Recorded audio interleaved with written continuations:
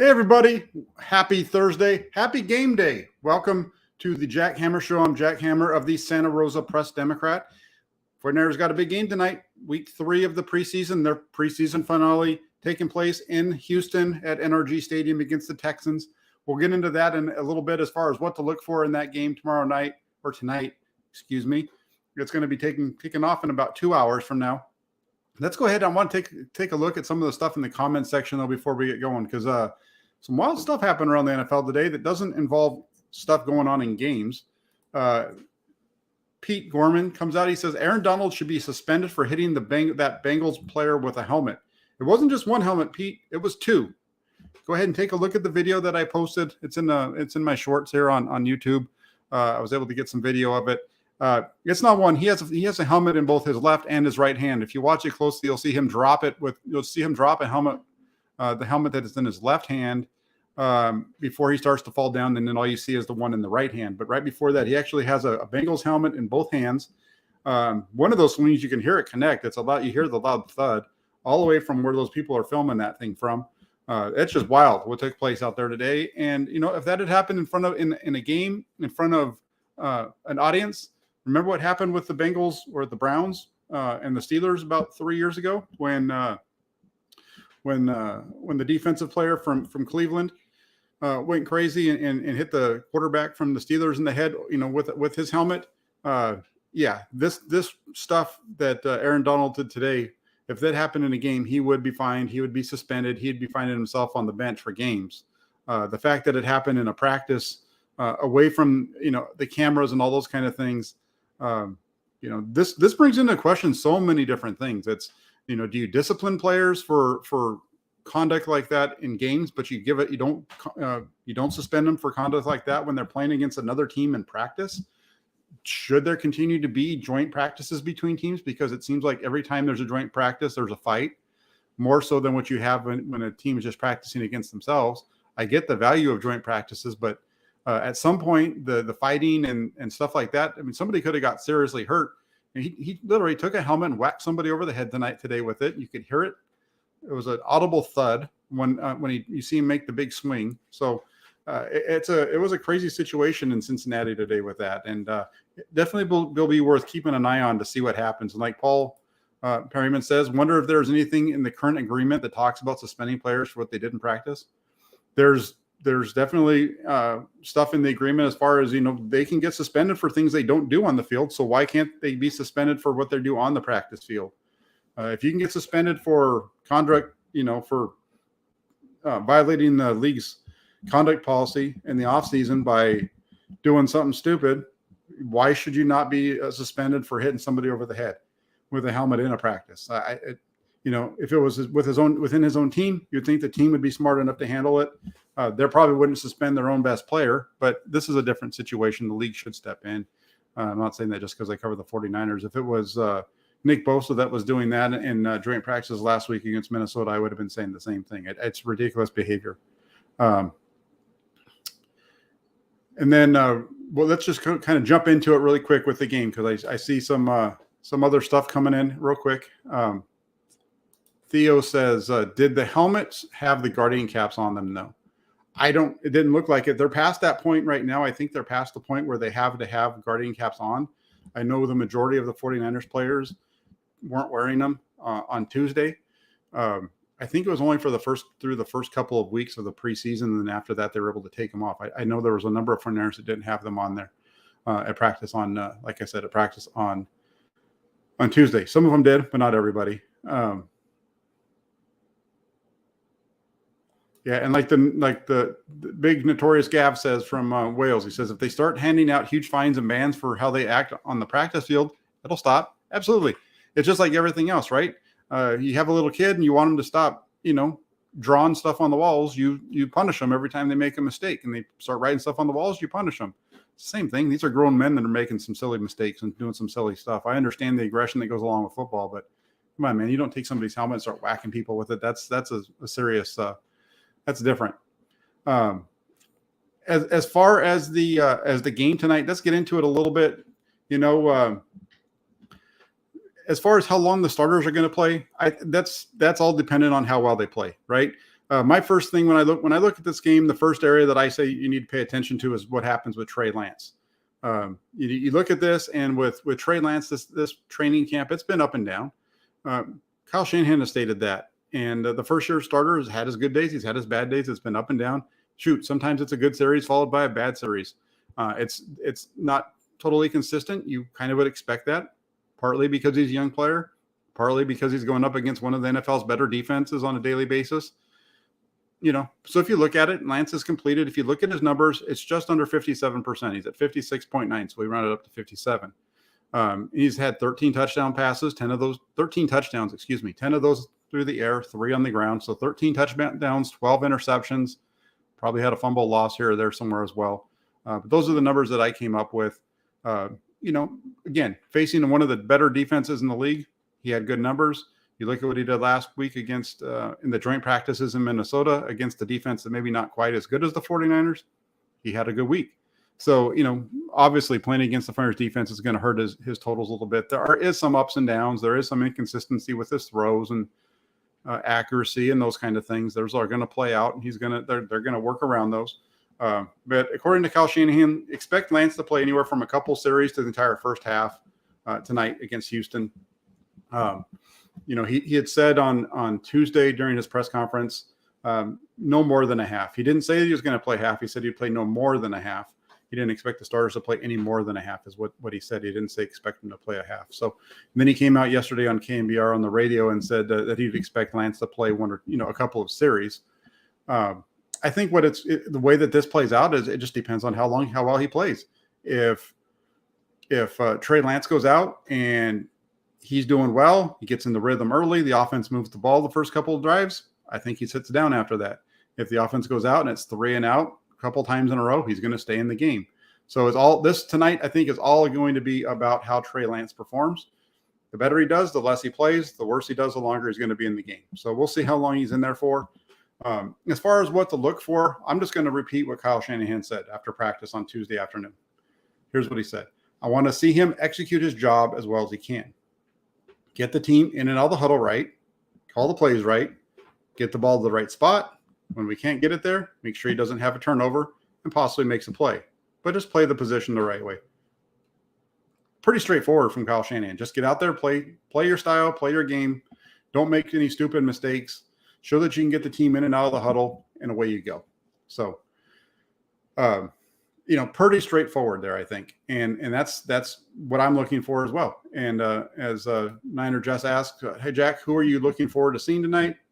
Trey Lance is a big one for me, and that's why I have him at the top of the list. Trey Lance is he is the story tonight. We haven't seen him enough for him not to be. He only played 2 series against Green Bay in week 1, 6 passes total. The one was a scramble. So, tonight, let's see him play. Let's get the kid out there. Let's see how he does against the Houston Texans, who last year had a semi-decent defense, kind of in the middle of the pack. If he's, again, if those numbers are bad because he's playing against the 49ers defense, which everybody believes is going to be really good, then he should be able to have a pretty decent night tonight against Houston, who has a defense that isn't nearly as tough as the 49ers. And we'll just leave it at that. The second thing to look for, and I'm going to get into who it is right off the top, is the offensive line. I think you definitely need to keep an eye on the offensive line tonight. A few different things about that, but the main one here is Jason Poe. The undrafted rookie free agent. He's an undersized offensive lineman, played at Mercer University. He was the big story this week on Monday and Tuesday. He's definitely, you've seen him work his way up the depth chart to the point where he took some reps with the starting unit on Monday. I heard he did it again. I heard on Monday, I wasn't there, but I saw him with my own eyes on Tuesday at practice. So when Kyle Shanahan was asked about that, he said, that's Chris's decision, which is the offensive line coach, Chris Foerster. So Poe has definitely shown enough to Chris Foerster that he deserves to earn snaps with the first unit during those practices this week. I think that Poe's on the roster bubble. I don't think he's a lock to make it. I think he's on the bubble. Regardless, it's impressive to watch what he does. He's so quick. He's so powerful. And he just has a dogged determination to make this work for himself in the NFL. It doesn't let his size play any kind of role in the outcome. He's been very good. I think right now he would be number 9. The 49ers, if you were to list the players and everybody is healthy, the ones that you expect, you would say that Jason Poe is probably number 9 right now in terms of who the Niners would keep, because they're going to go with a guy like Jalen Moore over him. They're going to go with Colton McKivitz for sure. He's, I think, their top tackle. Daniel Brunskill gets in there over Jason Poe at this point. But there's a lot to like. And as Notorious Gaff says, this is, again, he's on fire today. See, this is what happens when we get the show on a little bit earlier. So instead of it being 2:00 in the morning, it's only midnight. Gav's on fire tonight. He says, according to Jason, with the undrafted rookie free agent, he says he has potential. Bravo. Well done, Gav. Well done. He has potential. I love that. That's fantastic. I should copy this and take that and put it in my article tonight if he plays well. I'm going to talk about how he's showing his potential. Thank you, Gav. That's a good one. I like that. But yeah, no, that's it. I think I've said a number of times. I'll say it again. I think Jason Poe has just grown so much. You could see, at least to me, my eyes when I watched him during rookie minicamp, you could see he was trying to figure out where he was, what he was doing. It's the NFL. Where am I supposed to go? What am I supposed to do? He was soaking it all in from the coaches. And now, he spent a little bit of time in the offseason with Trent Williams. I think that's helped him out quite a bit.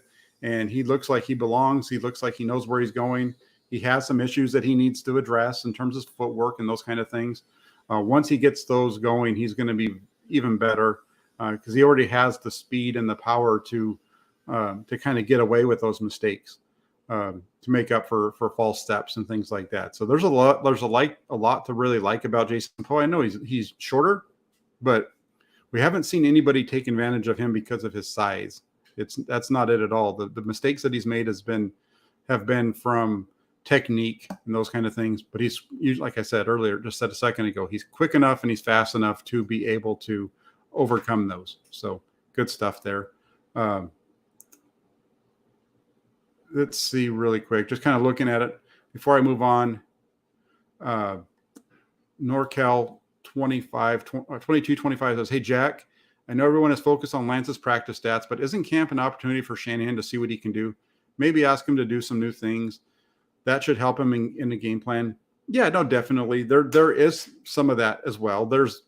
I think that plays into how often we've seen the 49ers see Trey Lance being asked to throw that deep out route, for example, right? Trey Lance has been very inconsistent with it. And but at the same time, they've asked him to throw it over and over and over again. Do I think they're going to throw that many deep out routes or, 10 to 15, 20-yard out routes in games? Probably not. They'll tailor stuff more to what he does well. So absolutely, there's a part of it that has to do with forcing him to do things that he's not good at. There's also a part of it that is the player just being having some overall inaccuracy issues at times. There's some footwork stuff that's going on with Trey Lance. I saw that on Tuesday between Brian Greasy talking to him during individual period about his footwork on a couple of different throws. Kyle Shanahan pointed him aside after a play to talk to him about his footwork on a particular pass play. So there's a lot of things that are going into it. Do I make a big deal? Do I think it's all encompassing with those stats? No, but I think those stats give you a pretty good indication of where he is in terms of his day-to-day performance. Once we get to week 1, that stuff definitely doesn't matter because at that point, all it matters is if you win or lose. That's why even last year with Jimmy Garoppolo, I didn't really care about his stats. I wanted to see it's about the 49ers winning. Can you make the plays to get your team into the end zone? Do you screw up in the first quarter? Okay. Do you screw up at the beginning of a drive in the fourth quarter? Okay. But do you make enough plays to get your team into the end zone or get points on the board for your team to win? At the end of the day, that's all that matters.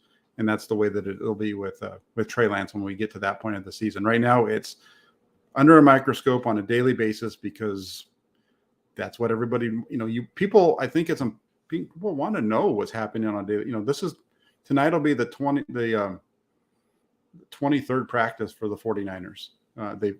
20 practices, 18 practices plus 3 preseason games. So it'll be really the 21st practice, I guess. of this training camp for them leading into the 2022 season. So, I think it's fun.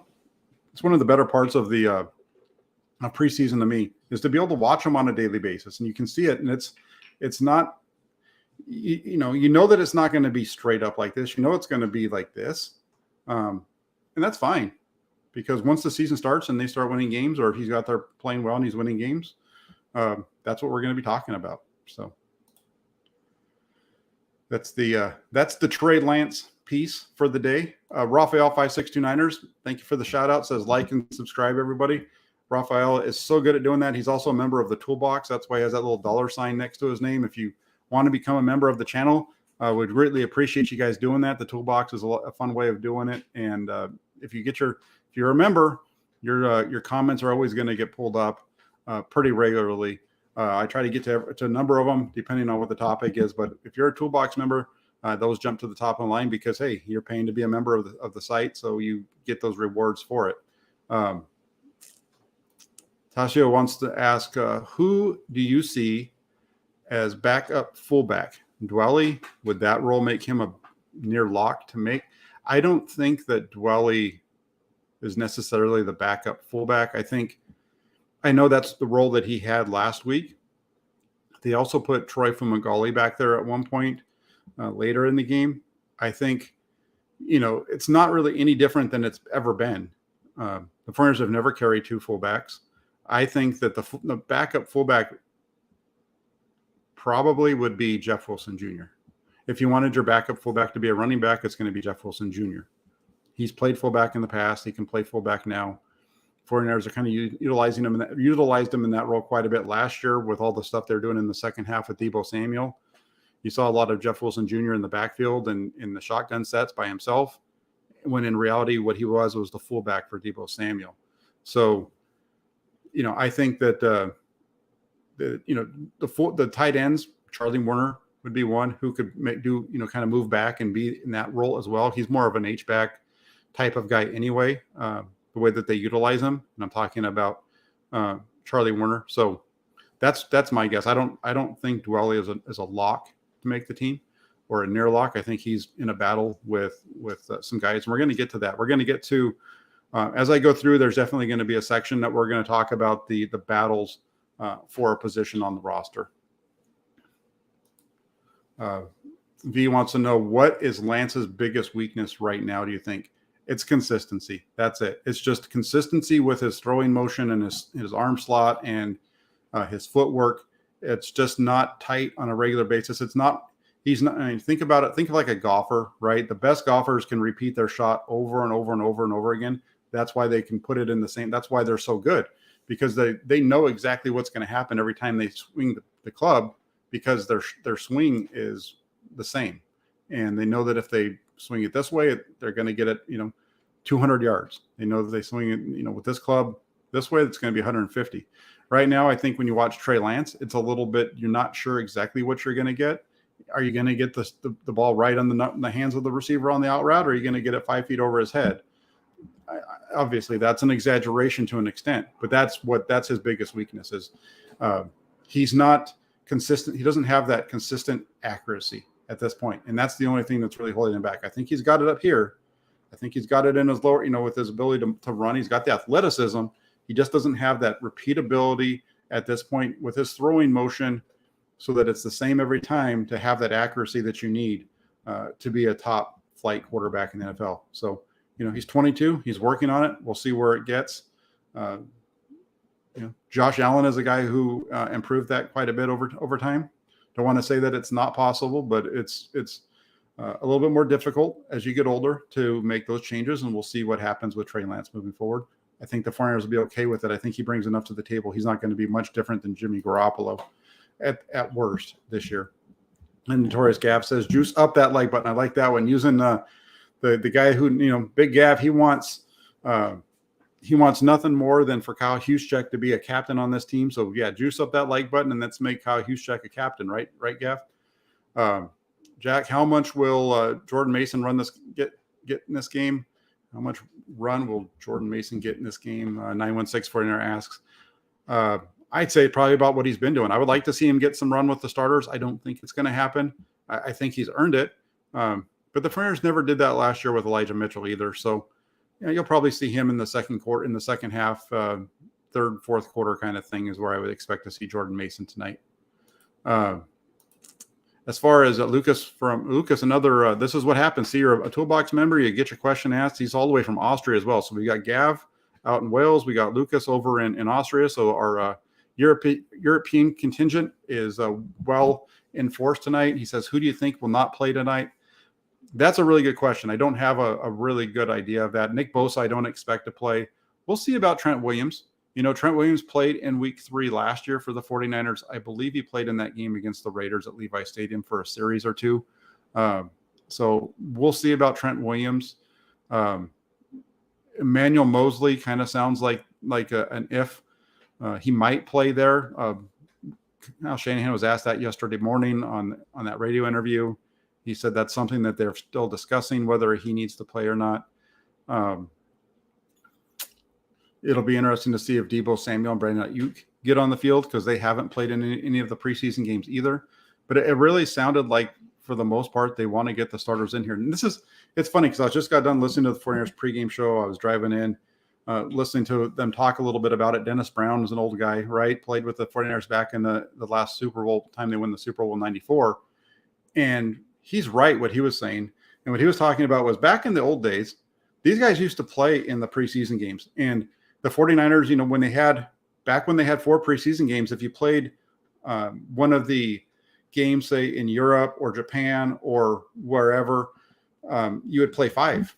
And, that's how that would either be 4 or 5 games. But I would remember the way that I remember it was the starters back in the day, it was a ramp up period. So week 1 of the preseason, let's say you're only going to have 4 games that year. Week 1, they'd play a couple series, 2-3 series, which would get them to about a quarter. Week 2, they'd get into the second quarter. They'd get it, maybe even all the way to halftime. But they'd play into the second quarter, so 3 or 4 series kind of thing. But then week 3 was always the dress rehearsal. And week 3 was, we want to see these guys get to the halftime, and we want to see them go through the halftime process and come out after halftime and go in that direction and see them come out and play a series after half, and then they can sit down. Some of the other guys will stay in. But the main guys, like say Joe Montana, he'd play all the way through the first half and into the second half. They just don't do that anymore. There's too much money there. So who's not going to play? I don't really know, other than, like I said, Nick Bosa. It'll be interesting to see what happens with Deebo Samuel, Brandon Ayuk, George Kittle, Kyle Juszczyk. You start going through the starters. Think of all the top guys, and I think they're going to play a little bit tonight, but we'll see. We'll see. And then Rohan comes in, and Rohan's going to be joining me tomorrow for a post-game show. He says, hammer time. That's right. It's hammer time. It is time to get ready for this game tonight. We got a game kicking off in about an hour and 45 minutes now. So I'm behind on the comments over on the side. Gav, I think that the captains will be announced next week after the preseason is done, once the team is settled. V also says that we're to be worried about the running back room. Mitchell, Wilson, Jr., Sermon, all injury-prone rookie running backs are unproven. I'm not worried about the running back room when it comes to injuries. I'm more worried about that running back room when it comes to ability. And we'll get to that here in just a second. Sticking real quick, since I was talking about offensive line, Andre Moore here, he's a member of the Toolbox. Thank you very much for signing up. He says, hi, Jack. What are your thoughts? What's your thoughts on Banks, Poe, and Burford being able to contribute over a full season? Well, I think, it's going to be interesting to see what happens here, because I think Banks is going to start at left guard and Burford at right guard. The only way that they're not able to contribute for a full season is if they deal with injuries. Banks had that unfortunate injury last year in the first preseason game against Kansas City, but he was able to come back from that. He was healthy all last year. He's been healthy throughout training camp this year. Spencer Burford hasn't shown any reason to doubt it. Neither is Jason Poe at this point. So none of these guys have shown us any reason to believe that they can't play a full season or 15 games, right? I would say 15 to 17. If you can play 15 out of 17 games, that's pretty close to a full season. Almost nobody does that now. Trent Williams hasn't played a full season since, I think it was like 2015 or 2014 or some number like that. It's been quite a while since Trent Williams has played a full season, even 16 games in a 16-game season. So with that extra game now, 17 games, For these guys to be able to play each and every week, it's becoming a lot more difficult for positions outside of the quarterback. Let's see what else we've got. Moses, he says, damn, Jack, third time, I believe Ambry Thomas will be on the practice squad. Thoughts? That's going to be a possibility. We'll get to that one in a second. We're going to get to that. Rohan, I see yours, but I want to get into it real quick since I see a lot of questions on the running backs. Let me just go into. I'll give you my thoughts now. Maybe I'll answer them, maybe not. When I look at the running back room, the way that I see this is the Friars have drafted a running back in the third round of back-to-back years, and that's kind of creating a dilemma, logjam, whatever you want to say, at that position. Because if you were at practice and you just took the names and the numbers off the jersey, let's just say you had a bunch of guys running around in red jerseys, there are no numbers on them. I don't think that you would say that guy, meaning Trey Sermon, and that guy, Ty Davis Price, boy, those guys are really standing out as doing really well. I think you'd look at both Trey Sermon and Ty Davis Price and be like, they're nice players, but man, that little guy over there, I don't know who he is. Oh, Jermichael Hasty, that guy, he's pretty fast. He looks really good. He's hitting his hole good. He's hitting the holes good. He's doing a good job of following his blockers. Who's that? That guy's Jordan Mason. Okay, that guy's doing really well. That guy is running downhill constantly. He's one cut and he's up the field. He's making plays. He's hitting right spots time after time after time. I think that's what you would be saying. I think, if without names and numbers on their uniforms, Ty Davis Price and Trey Sermon are at the bottom of the depth chart. But the problem is you draft these guys, and drafted players, it's like in college. In college, the guys that get the scholarships, they get the first opportunity. They're going to get an opportunity to play because they got the scholarship over the guy who's the walk-on from, down the road. Even if the guy that's the walk-on has been beating out the scholarship guy in practice, that's just not the way it happens. They're always going to give that scholarship guy more chances to fail before they move on from him. And I think that's what the case is in the running back room here a little bit, because Hasty and Mason they've been consistent, and they've been consistent with hitting the hole correctly, working downfield, making plays. I just think that that room is really interesting there. I think that Trey Sermon is going to get cut? I think it's probably a little bit more of a long shot than it should be. Is Ty Davis Price is he in danger of not making the roster? Absolutely not. He was just drafted this year. They're going to give him time. I just don't like what I'm seeing out of him. It showed up against Green Bay. He's dancing all over the field, not really hitting the holes. Last week against Minnesota, 4th and 1. That's why you got this guy in there, right? It's supposed to be a big physical back. If he just sticks it up in there behind the center on that zone run to the left side, he's going to pick up 2 to 3 yards, and it's an easy first down. Instead, he gets in there, he sees the backs of his blockers. There's not really a hole there. And instead of just putting his helmet down and driving through their backs to pick up a yard, he tries to bounce it out to the right and gets dropped for no gain. There's a play later on that's supposed to be going up the middle to the left side, and instead of running it up the left, he bounces it out to the right. He gets a few yards, gets popped at the end of that one. It's funny because they actually showed that play as a highlight from a guy everybody watches the Baldy breakdowns. So you watch him, and he's talking about how nice of a run that is, when in reality it's not a very good run because he didn't run where he was supposed to. If you just followed the blockers and gone to the right spot, he probably picks up 8 to 10 yards instead of 5. Same thing with Trey Sermon. So those guys just aren't cutting it right now to me. So, for me, when I look at the running back room tonight, I'm saying, is Mason going to get any snaps of the first team offense? Probably not, but will he? And can Sermon and Davis Price show that they've learned from their mistakes in the first 2 games? It's okay to make those mistakes, but can they come out tonight and can they show that they can make the plays? Can they show that they've made the adjustments necessary to warrant having a spot on this team and being contributors? We'll see. From everything that I've heard, the reports that I've seen, it sounds like Jeff Wilson Jr. is going to be getting the start tonight. And this is a good one. I really like this because Wilson, he dealt with injuries all year last year. He injured his knee in the locker room of all places during OTAs. By the time he was ready to go, they had to kind of throw him in there and force him in there. He wasn't really ready. But he's come back after the full off season. He looks explosive. That, along with his versatility, I think it makes him a lock to be on the roster.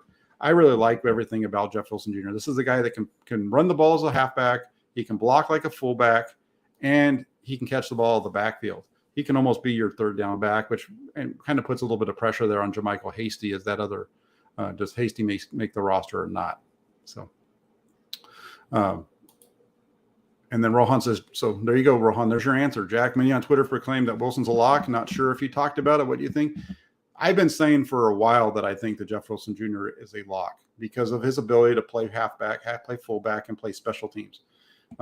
He's the only guy in the running back room that can do multiple things like that and help out in different ways. So Jeff Wilson Jr. to me is a lock. He's a mortal lock for this roster. Lock it in. Lock it in. Let's see. 420 Savage says Hasty stinks. Mason and TDP on the same level, I think. I don't know. I don't agree with that. I think Hasty's been running the ball really well between the tackles during the preseason. Much better than I think in years past. So we'll see. Gav wants to know, are we going to have a Drake Jackson side tonight? He will be on the field. He'll be playing. He was extremely impressive last week against Minnesota. So we'll see if he can back up that performance. And he was pretty good in the game against Green Bay until he got that stinger in his shoulder. So let's see how it works out. But I think you'll see he'll be on the field, and let's hope that he makes his spot known in terms of by going out and making a play. Fossey says, Jack, if Jason Poe plays lights out tonight like he has been, is it safe to say he makes a team? I think Jason Poe's spot depends on what they decide to do at other positions. Do they have enough room to keep 9? If they have enough people to keep 9, Jason Poe makes it. If they don't have the room to keep 9 and they decide to go with 8 like they've done the last 3 years, unless there's an injury to Daniel Brunskill and he's not ready to go week 1 and so they put him on PUP, or Mike McGlinchey's not ready to go and so they put him on PUP, then I think that if they only go with 8 guys, I don't think so. If they go with 8, no. 9, absolutely. He is the 9th for sure. He is for the 9th for sure. Let's see what else we've got going on here. All right. That's my running back.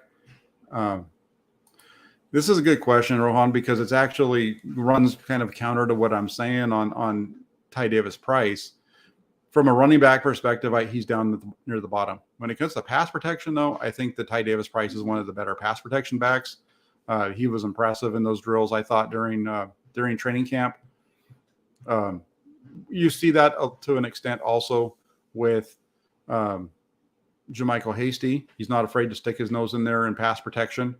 I think that question right there, I think, is partly why Jordan Mason might be a little bit further down the line than we say or we think, because running the ball and being as successful as he is running the ball, you've also got to be able to protect the passer. And I'm not sure if he's quite there yet in terms of pass protection.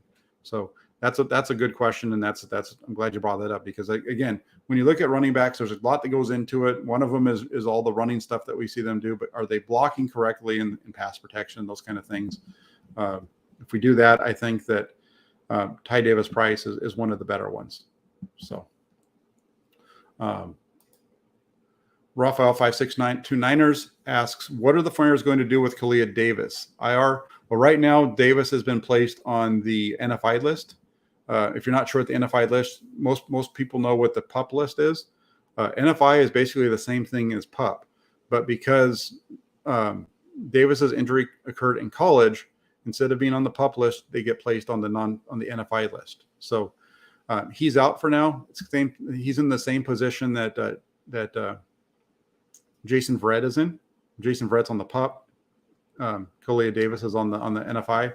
I think that the goal with Kalia Davis is to have him stashed on PUP IR this year. I think their plan is for him to be a big piece of the puzzle next year. I think that's why they went out and got him. You know, you look at this defensive line, a number of these guys are on 1-year deals. At the back of it, especially the backups outside of your starters, everybody else on that defensive line is pretty much on a 1-year deal. And so Davis is that guy who you bring in. They'll have him, tied up for 3 more years after this one. So you get his knee, you get him completely healthy, completely right, and away you go in 2023. the 49ers were in a situation like this. I was talking with Larry Kruger over on the Krug Show last night on his channel, and we were talking about Kalia Davis. And if you're an old 49er fan and you remember the 1986 draft, which is often heralded as one of the best drafts in 49ers history, one of the guys they drafted, it was a fourth rounder out of pretty sure it was the fourth round, out of the University of Miami. It was a defensive lineman by the name of Kevin Fagan. Well, Kevin Fagan was in a situation where he had a bunch of injuries with his knees, had some bad knees and stuff. And so it took them, they used him in 86, he was not a participant in very much. He was on the sidelines. 87 and beyond, he was one of their better defensive linemen for a short period of time. He wasn't able to stay healthy for very long, but when he was healthy, he was extremely good. And I think that's with Kalia Davis. I think that's what they see in him. Davis is a guy who has the speed. Think of Kalia Davis as DJ Jones, but quicker. Very similar body types, not as wide, but he is wide. I think that when Kalia Davis is healthy next year, he's going to be somebody to really keep an eye on, because I think he's going to do really well. He's going to be around the team this year. He's going to know everything. He's going to show up next year as a second-year player, although he hasn't practiced, and I think he's going to do well. So good one on that one. Kick and punt return tonight. If you look, from what I remember, Marcus Johnson seems to be back there quite a bit, returning kicks, and we'll see if Ray McLeod shows up back there tonight or not. We'll see. I don't think so. Kim asks about the offensive line. He wants to know which injury is worse, Tyron Smith or McGlinchey's quad tear. From what I'm hearing, it sounds like that Smith injury might be worse. Just, I don't know. That's a tough one, because that the muscle being pulled off the bone like that sounds pretty painful. But at the same time, they said he could be back by December. There's a possibility that he could be back by December, which would make it not as bad as McGlinchey, because McGlinchey went down and he was out, I think, for, if he had gone down with that injury in preseason at the same point, I don't think he would. I'm not sure if he would have made it back by December. So I think overall the McGlinchey quad tear was worse, and he's still working his way back from it. You start having injuries like that, and it's hard to not think that quad tear has something to do with all of a sudden what's happening in that knee. There's nothing that, I'm not a doctor. I don't play one on the internet, but you start having leg injuries in that area, which is kind of in that same area as his knee. You would think that maybe there's some connection between the two, because it is on the same leg. So like 420 says, Dr. Sav, yeah, exactly right. I'm not welcome. Dr. Hammer at your service. No. But I did stay at a Holiday Inn Express last night. Boy, I showed my age again. All right, so there we go. That is, we've gone through what we expect from Trey Lance. We did a little bit on the running backs. We did the offensive line. Let's get into the secondary a little bit. Like I said earlier, I think there's a chance that we see Emmanuel Moseley tonight. He showed up. He returned to practice on Monday. I know in reality, he returned to practice last week in Minnesota, but he wasn't practicing in full. He was going through individual drills. He wasn't doing the team stuff. Emmanuel Moseley back doing the team. And then Diameter Lenore, the second-year cornerback, he just appears to be an ascending player. He was working with the ones at times this week. Doesn't mean that he's going to necessarily be a starter, but he shows that he's been ascending. It shows that he's been doing a good job in practice. He's been showing up in the games. And so he looks like he moved ahead of Ken Crawley. Ken Crawley had been working with the ones back in Minnesota. Lenore seems to maybe have passed him up. Another item out of the secondary is Sam Womack. Samuel Womack, the 5th-round pick. He'd been focusing all offseason on playing inside, but what we saw, recently, he's been getting some work on the outside. Should be a smooth, easy transition for him, because he played on the boundary during his collegiate career. So that transition to playing inside or outside for Womack shouldn't be too hard. So we'll see. He might be one of those guys when they get the roster cuts down, if he can do both, and they feel comfortable with him doing both, maybe that saves you a spot on the roster that you don't have to have another cornerback on there. So that's where a guy like Ambry Thomas kind of falls onto that bubble category. And then at the back end of the secondary, 49ers added Tayshaun Gibson on Monday. The veteran's quickly up to speed, and I think you're going to see him working in with the second unit tonight. So expect to see some of of that as well. So here's the thing, I see that there is a comment over here that talks about the world is flat. The world's not flat, but what you need to know is that 70% of the water in, the world is mostly water, but that water is not carbonated. So in reality, the world is flat. I mean, it's not carbonated, so it's like a flat soda. So, people don't get it, but people need to get a sense of humor because that was a pretty good joke, man. All right. So in the secondary, what to keep an eye on tonight? I would say keep an eye out on undrafted rookie free agent Quantrez Knight. I think that's the player to keep an eye on. You're going to be watching Quantrez Knight, Tayshaun Gibson. If Tarvarius Moore gets on the field, you need to keep an eye on him as well. But Quantrez Knight is this is Moses from comment over in the comment section. Moses 559. He's been all about Quantrez Knight. He's been impressive. What I like about him, I don't want to see Quantrez Knight playing on the boundary, but I don't have any problem with seeing him playing inside at nickel or having him play at safety. I just don't want to see him lined up on the outside. He struggles out there, but he's going to be okay on the inside or at safety. And he's shown himself to be a very good dual threat player, versatile player, being able to do both those things, not, anywhere close to the level of Jimmy Ward, of course, as far as playing safety and then playing down in the slot, but not too bad for an undrafted rookie free agent. And, it definitely looks like he's got the attention of the coaching staff. They're not overcorrecting him constantly. So can he find his way onto the roster? That's kind of what we're going to see. I think tonight we might get a little bit more of an indication on that. See, no more drops tells me that my joke fell flat. I guess maybe it did. Maybe it did. It was just fell flat. So,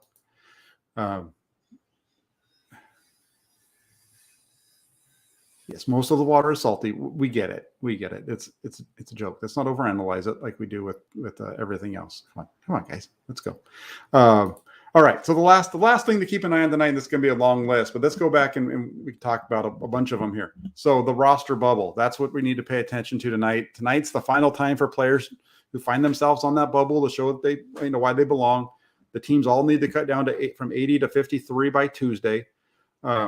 And then once those cuts are completed, teams can build a 16-player practice squad. So really, when you think about it, you're looking at the 49ers and you're trying to figure out, okay, they've got 80 players. They got to make some cut downs and all this kind of stuff. The magic number to pay attention to with the roster is 69. That's the number. They have 80 players on their team right now. They really need to get away from 11 of them because I know that you can't just cut a guy and bring him right back to your practice squad. But that's probably what they're playing around with is who can we cut? Who can we get onto the practice squad? If we can't get on the practice squad, their pro player personnel guys are looking around the league at who they can pick up as practice squad players and things like that. But when it's all said and done, they'll cut down to 53, and then they're going to build up another 16-player practice squad. They'll have 69 in total. So the players on the bubble, let's just get right to it. Nate Sudfeld and Brock Purdy. I think one of those guys is on the bubble. I don't think they both make the roster. I don't see the 49ers carrying three quarterbacks on their active 53-man. So who is going to be that backup to Trey Lance? I think that ultimately the 49ers want Nate Sudfeld to be the backup. They might be concerned whether they can get Brock Purdy through waivers and onto their practice squad. One way around that might be the fact that they already gave Nate Sudfeld $2 million. And I don't think there's teams out there that are going to want to pick up Nate Sudfeld. I think there might be a possibility. I know this is a little bit of a stretch, but maybe Brock Purdy is the guy that makes the roster and it's going to be Trey Lance and Brock Purdy as the top two. And the reason they do that is because they can bring back Nate Sudfeld on that practice squad, still have him on the roster. They can still pull him up on game days to be the actual backup. But that way they're not exposing Brock Purdy to the waivers. We'll see how that plays out. So quarterback, and as I go through this, I'm going to have position people at all the positions. We're going to go through all of them, I think, because I do think that there's some at every spot. Lucas says really quick: Trent Williams, Bosa, Armstead, Kinlaw, Alshire, Warner, Greenlaw, Mosley, all inactive today. I guess that must have popped up along the Twitter wire. I didn't see it because I'm on here talking to all you good folks. That's a little bit of a bummer. I think that's a little bit of a bummer if that is the list. that is what plays out. I'm not going to say that it's not, because I haven't seen it either way on that one. So that'd be a little bit tough to have no Fred Warner in that group out there. So I do see Fred Warner working out on the field, but he doesn't have his uniform on there. So in terms of the running back room, I think we look at the running backs, and I think we say Trey Sermon, Jermichael Hasty, and Jordan Mason. I think those are the three that are on the bubble. It's going to be Elijah Mitchell and Jeff Wilson Jr. and Ty Davis Price for sure. Now, do the 49ers then decide to go with Sermon, Hasty, or Mason? With Jeff Wilson and his ability to catch the football, maybe you don't need to go with Jermichael Hasty, and maybe that's how Jordan Mason, maybe he beats both of these guys out and he takes that role. We'll see, because that's the only other piece with that. If the 49ers go with only 5 backs, that would include Kyle Juszczyk as well. Two of those guys are going to be out. So which 2 are going to be out? Do the 49ers decide to go with 6? That'd be a lot of running backs, and then they're going to have to go short at other positions, and that could be where you'd lose a guy like Jason Poe, that type of thing. Another spot is out at wide receiver. You have Malik Turner, Willie Snead, Marcus Johnson, and Tay Martin. Those are your, the 49ers have 9 wide receivers. You know who their top 5 are. The other 4, Turner, Snead, Johnson, and Martin being the only one of those guys that's a rookie. Do any of them show enough for the 49ers to want to carry 6 wide receivers on this roster? Because that's another spot that you could pick up positions with if there's not enough going on in terms of, if you want to have, keep somebody that's on that bubble, and you don't want to put them out there. Maybe you go with 5 wide receivers and you keep a 6th running back, or you take 5 wide receivers and you keep an extra offensive lineman, those types of things. I don't think Elijah Mitchell's going to go on PUP. They seem to think that he's going to be good to go week 1. That's kind of the vibe that I'm getting from Kyle Shanahan. So we'll see on that one. But I agree with you here, Nate. If I was a betting man, I would say that Turner makes the 53 because of what he does on the special teams. He's a very good special teamer. So I think that that is why that would be why Malik Turner makes the roster. And then you go to tight end, and at tight end, we know that it's going to be George Kittle. I think Charlie Warner's a lock. So that leaves you, if the 49ers are going to go with 3, do they go with Ross Dwelley, or do they go with Tyler Kroft, or do they go with Trey Fumagalli? I think it's primarily would be between Dwelley and Kroft if you're only going to keep 3. And that's a position where I really like what I've seen out of Tyler Kroft. He's shown really good hands. He's shown himself to be a pretty good blocker too. So do you decide to go with a guy that's a little bit more of a veteran presence over Dwelley this year, just to have a little bit better blocking? I think that Kroft is a better blocker than Dwelley. So do you go in that direction, pick up a little bit in the blocking side? I don't think you really lose anything as a receiver, because Dwelley has really good hands, but he doesn't do anything with the ball afterwards. Not saying that Kroft does either, but if you look at those two as an overall player, Tyler Kroft might be just a hair better than Ross Dwelley. So that's the other one to look for as far as the tight end side. Eric Dane wants to know how many linebackers on the 53. I'm wondering if maybe they should carry 1 less to make room for another running back or D-line, considering how much nickel is played these days. Right now they've got 5 that I think you could say are locks. Do they decide to trade one of those guys?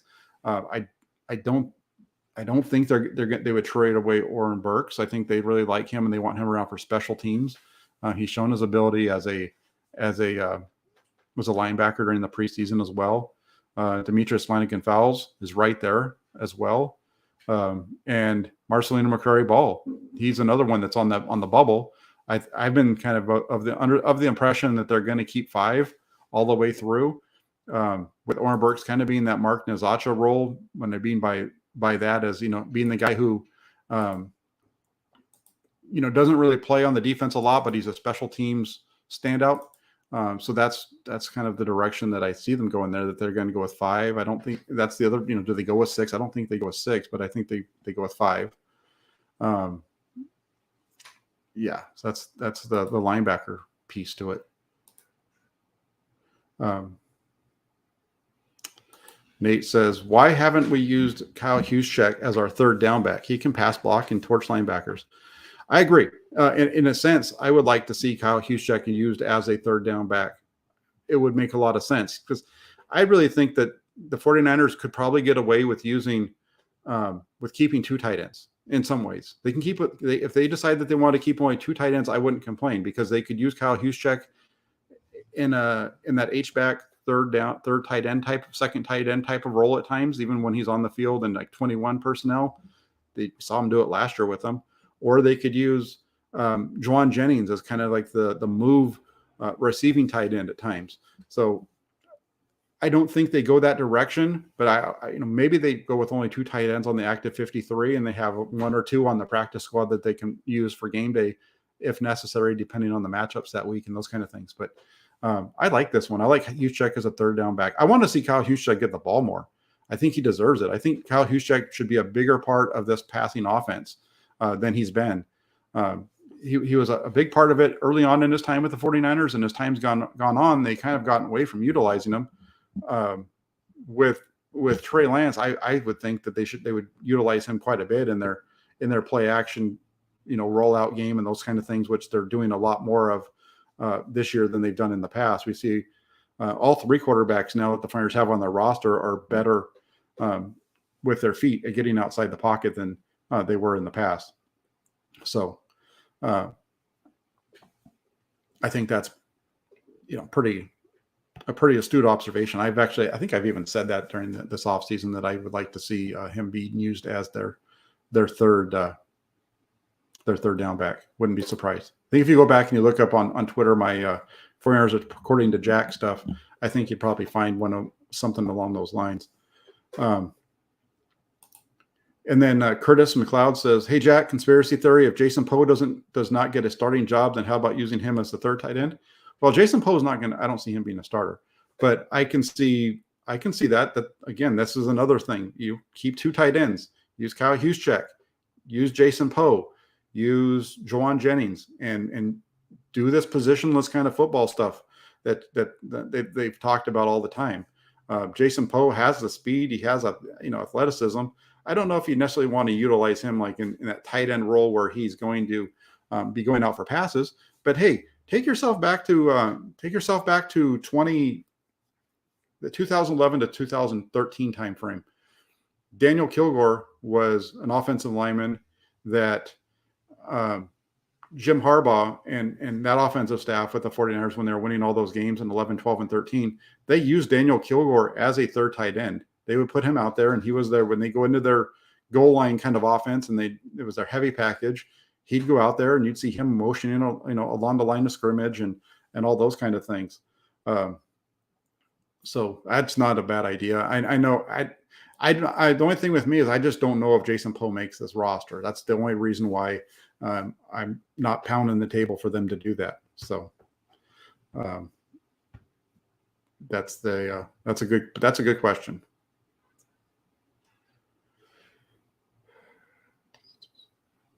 Hendricks wants to know if we know who. I don't know who they are. I haven't.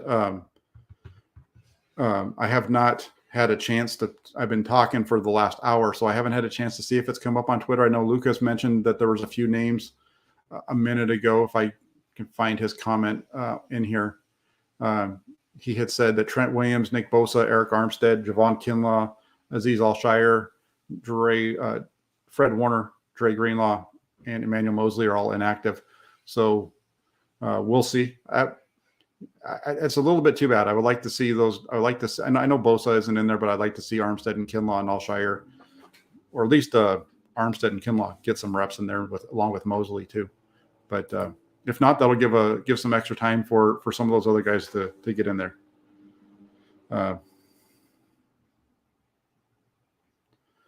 Let's see what else we've got. I know we're kind of lost track a little bit, but let's get to the offensive line. So we were on the bubble with the offensive line. I think when you look at the offensive linemen, it's going to be Jason Poe. Talked about him a lot in this stream. I think rookie Nick Zackel is another one, and then Justin School. And I think Justin School's bubble's already pretty much probably popped. I put him on here though, just because he's a veteran the team seems to like, and we'll see how that plays out. But those are the 3: Jason Poe, Nick Zackel, and Justin School. Do the 49ers choose to go with 9 offensive linemen? They haven't done that since 2018. So that's, if they do, I think Poe makes the roster. And the other question to think about is, are they going to keep an undrafted player over one that they took in the 6th round? So they use a draft pick on Nick Zackel. Do they decide that they're going to go with Jason Poe and try to get Zackel through waivers onto the practice squad? They might have a better shot just because less people are talking about Zackel. It'll be interesting to see how the league feels about him with that. So just to kind of bounce back and forth between what I'm talking about here and your questions. And that's part of the question, Tom, is if they're committed, the 49ers are committed to Banks and Burford long-term at guard, which it would seem that they are, then where does Poe ever get into the starting lineup? Does he move to, can Burford move to tackle? Yes. At some point, Burford could move to tackle. I would rather see the 49ers move. I think that I'd rather see them move. I haven't seen them do it yet, though, so that's probably why I say this. But I might like Burford more at tackle than I would like Jalen Moore. I think Jalen Moore is much better inside, and Burford played a little bit at tackle during rookie minicamp, but that's all we've seen of him at tackle. That's the only time he played tackle since he's been here. Once he got to OTAs through minicamp, Burford's been at right guard the entire time. So I'm not really sure what happens there. But possibly, Poe, I think he played center a little bit in college. And, I know he had the workout video that everybody fell in love with where he was, snapping the ball and pulling and those types of things. Is that an area that they try to look at Jason Poe beyond where he is right now as a long-term guy at center down the road? You don't have to necessarily be as big. I think there, the 49ers had success back in the early, 2011, 2012 timeframe with Jonathan Goodwin, who was a little bit on the shorter side, I think, in terms of centers. So I think if you're looking at him long-term, it's probably going to be there unless Banks fails. Andrew says, do that for me, please. Hey, everyone, hit that like button. Jack is a true pro. I don't know about that last statement, but I really appreciate that comment, Andrew. Doing my best to keep it, to be harsh on players, but at the same time, be fair with the critiques. That's the big thing there. I think when this question from Theo Romo, he says, who do we target after we get Jimmy's cap space back? Nick Bosa. Yeah, that's what you do with it. That I think, that cap space isn't going to be utilized this year. That money is going to go to the re-signing of Nick Bosa next year, the re-signing of some other guys. Just, that's going to go towards players next year because they'll get them up to about $50 million in cap space. And so that'll allow them to get the deal done with Bosa. We'll see what happens with Jimmy Ward. We'll see what happens with Emmanuel Mosley and some of these other guys. So it'll be tough. No, Banks should not go to right tackle. He's not a tackle. His feet aren't quick enough to play outside. That's part, Andrew wants to know, hey, Jack, can vets go on the practice squad this year? Yes, that's why they have that extended 16-man practice squad. So that's the other part to it. Like I was saying, you're looking at a 53-man roster. I know all the focus is on who makes the 53, but the real number is 69 because it's 53 man on the active roster plus your 16 on your practice squad. So 69 is that number for the roster if it's completely full on the practice squad. Weakest position group on the team, safety. No, I think Jimmy Ward and Talanoa Hufanga and George Odom are three talented safeties. If you have Tayshaun Gibson as your fourth, I think it's a really good group. I think Jimmy Ward was just, I got corrected on this the other day. Jimmy Ward made the NFL 100. He's one of the top 100 players in the league. Talanoa Hufanga is showing himself to be a very good safety as well here in year 2 with the team. George Odom started a number of games last year. I think it was 7 for the Colts. So he's shown that he can be a starter in the NFL. Tayshaun Gibson has over 20 interceptions in his career. He's been a starter. I think safety is pretty good. At weakest position group, that's a tough one, man, because I don't know if the 49ers really have a weak position group on this team. I think they're pretty solid throughout. Maybe specialists, they're punter and field goal kicker. If you're gonna, I don't know. I know some people think that Robbie Gould's overpaid, but he's pretty good from 50 in. Tabor Pepper is a heck of a snapper too. He does a really good job with that. I don't know. Saying who the weakest position group on this team, that's a tough one. Maybe often you're going to be looking at I want to say that I would say maybe even the running back room is the weakest, because what have they changed about that running back room this year from last year? It's the same. Only thing that they added Tyrion Davis-Price, and they've added Jordan Mason. And Jordan Mason might not make the roster. Is Tyrion Davis-Price going to give you is he that much better than what they had last year with Elijah Mitchell and all that group? I don't know. I think the 49ers are still going to find themselves stuck with having to utilize Deebo Samuel as a running back to get explosiveness out of the backfield. They're going to get good runs, but they're not going to get explosive. They're not going to get the explosive plays out of there.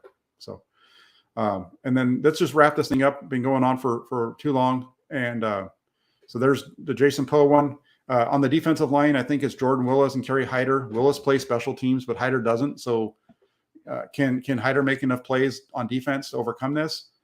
We'll see. I don't think so. I think that's why Jordan Willis makes the roster if they only keep 10. Marcelino McCrary-Ball, McCrary Ball has shown that he has a skill to play linebacker in the NFL, but can he do enough tonight to make himself indispensable where the team feels like they have to keep him? We'll see.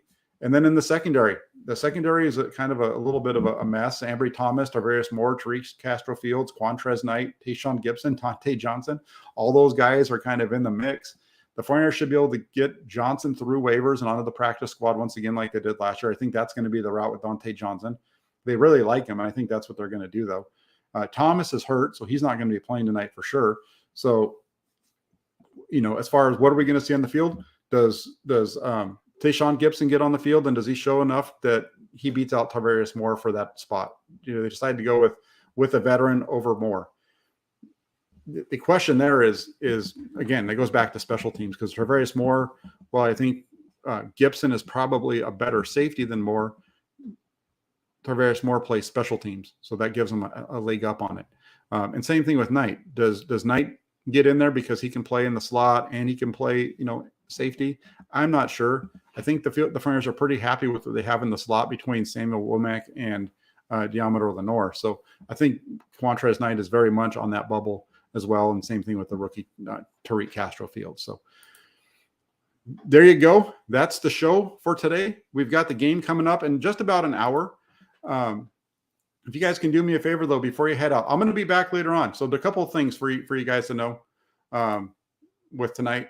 I go to 49ers.pressdemocrat.com. That's the Inside the 49ers blog over there that I run. If you want in-game analysis throughout the game tonight, go check it out. I'll be doing a live blog throughout the game at 49ers.pressdemocrat.com. And then also, if you could do me a favor, hit that like button, hit the subscribe button. And then if you subscribe and you're new subscribing, hit that little bell notification so you know that that you're not, if you hit that bell notification, you don't miss any of the shows as they go live. So do those things for me if you can. Like I said, there'll be a live blog going on. I will be back after the game with my post-game thoughts as far as my observations from the game. So keep it locked in here to the channel throughout the night. We'll be back. It'll probably be about an hour and a half to 2 hours after the game max that I'll be going live. Just depends on how quickly I can get my thoughts on paper, actually onto the computer screen for the Press Democrat, and then I'll be live with you guys to go through it on here. So thank you all so much for joining. We had a really good group, really good sized crowd. You guys were great in the comment section. Really appreciate that. So have a great time watching the game tonight, folks. I'll be back afterwards. Want to say thank you very much. Appreciate all you guys being here. Take care. We'll talk to you soon. Bye-bye.